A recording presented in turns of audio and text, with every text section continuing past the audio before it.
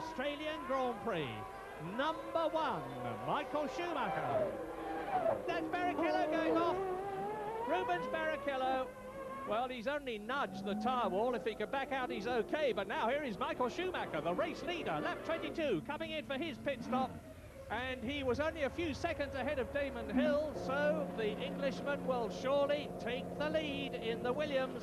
Well, that's an excellent sign as far as Damon Hill is concerned, because I would say now that they're on the same strategy, which means that Damon really has got about a 16, 18 second lead on Schumacher. Yeah, Damon Hill is in the lead and Alesi goes past. Sensational! John Alesi takes advantage of the fact that Michael Schumacher was coming out of the pit lane on semi-cold tyres and rockets up to second position. So, Damon Hill leads, Alesi is second. We're with Heinz-Harald Frentzen. Schumacher is down to third after his pit stop. Alesi, incidentally, will find his advantage short-lived because he has not yet come in, and Heinz-Harald Frentzen rejoins behind Pedro Diniz. So Frentzen is quite well down the field after his stop. Indeed, you can see Martin Brundle behind him. Frentzen is now 7th and Martin Brundle is 8th. And as you watch that, Jonathan, it's going to be really important for Michael Schumacher to try and get by Jean Alesi in the next couple of laps, and indeed he's just done it, and this... Wow, well, that was a very, very determined effort. Alesi's front wing's broken. Is Michael Schumacher's car damaged? You've got 2 real hard tryers there. Yeah, what an incredible recall of 1994 as the parts fly off Alesi's car. He's coming in, of course he's got to have a new nose cone fitted. Now, the big question is Michael Schumacher's Benetton damaged? Has it bent one of the push rods? Let's look at the replay of that, and Alesi really just carved straight into Michael Schumacher. That really was Alesi's fault.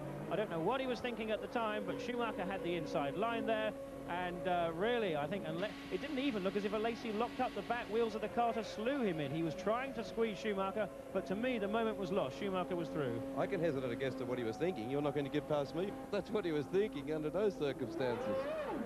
Well, Michael Schumacher, of course, goes to Ferrari, and Jean Alesi takes Schumacher's place in the Benetton team next year. So there was a switch there. What does Barry Sheene know? He's in the Williams garage. Yeah, I'm standing here with David Coulthard. David, what happened on the way into the pits? Well, when I flicked it down into second gear, and brake normally for the corner, but then the idle strategy of the engine picked up and started to push me on when I was on the brake. And with such a tight corner, it just locked up the front wheels and drove me into the wall, so very disappointing. Now, into the pits comes Michael Schumacher. His car is damaged. Michael Schumacher, this is his second stop. I remind you that he's collided with Jean Alesi, or rather Jean Alesi drove into him. They must suspect damage at the back of the car, perhaps the gearbox, and it could well be that Michael Schumacher's Australian Grand Prix is over, and taking with it his ambition to win his 10th Grand Prix in one season. Meantime, his teammate Johnny Herbert is up into second place, Irvine is third, Berger is fourth, Frentzen is fifth, Brundle is sixth, and Schumacher joins well down. And it looks to me as though they've decided that the car is all right. He's got a new set of tyres on. Alesi is back in the pits, having changed his nose cone, and retires. Jean Alesi retires from the Australian Grand Prix, and his last race for Ferrari. His 7th retirement of 1995, and I guess, frankly, he won't be... Oh, but, well, that is some... there, the 40 spins into the wall. What we saw then with the 40 spinning does indicate that that pit lane is very slippery, and that the dust on the outside, Eddie Irvine completes his pit stop, the dust on the outside is catching people out at a time when they are trying to go quickly. They know there is time coming in and going out of the pit lane. Schumacher into the pits for the 3rd time. Is this a retirement now?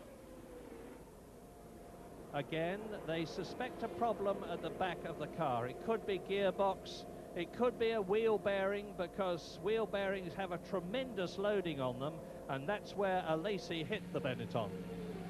Yes, this really is not going to endear Jean Alesi to the Benetton team, where he's going to be going next year, because that was a very sad mistake from Alesi at that point. He's been a very frustrated man this weekend. He said to me before the race that he was only going to be too pleased to finish his last race. The engine stops on the Benetton.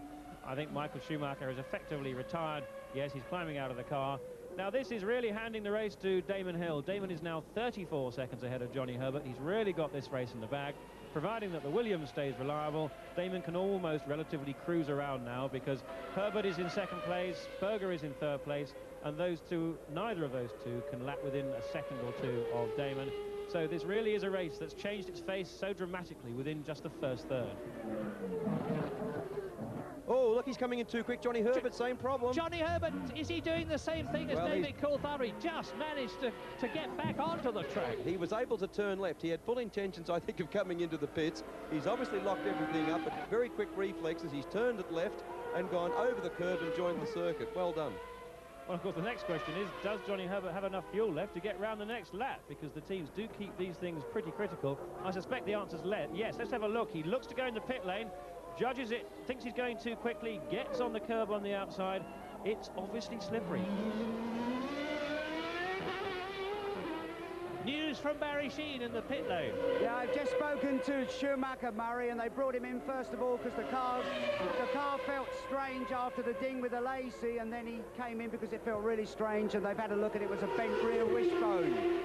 Yeah, I suspected something like that. It's only Schumacher's 5th retirement, and now Johnny Herbert makes a successful pass into the pit lane. His fuel has held out, and he's now going to drop even further back. And Gerhard Berger, as Johnny Herbert stops, goes through into second position, 48 seconds behind Damon Hill. In case you wonder what that cloud of black dust was from the left front wheel, that's carbon fibre brake dust. That's quite normal. But I must say, hats off to Johnny Herbert there for actually doing the right thing in mitigating that problem. He could have easily ended up as being another spinner and touched the wall once again into retirement. Looked like an off in the background to me. It's Gerhard Berger. Gerhard Berger out, and look at the smoke coming from the side pod. He must have blown an engine. He did that yesterday in the biggest possible way. And that's Frenson coming up to lap Mark Blundell, and it's going to be very important, as he will know, not to try anything rash, because he's looking in a pretty comfortable position.